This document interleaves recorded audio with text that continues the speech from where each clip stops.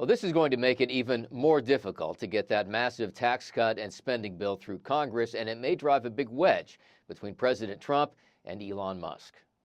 Well, I expect to continue to provide advice whenever the president would like advice. I hope so. Just last week in the Oval Office, President Trump said he welcomed Elon Musk's continuing advice. Now, perhaps not so much. Posting on X, Musk just slammed Trump's big, beautiful bill. "I'm sorry, but I just can't stand it anymore," he wrote.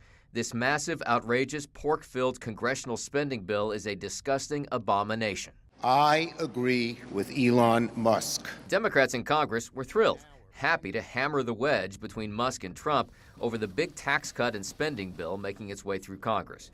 In reality, Musk wants less government spending, and Democrats generally want more, but Musk's criticism resonates with fiscal conservatives who worry about piling on to the national debt. They're planning on spending $5 trillion they don't have, and I'm just not for that. And the White House says Musk's opposition won't stop the president.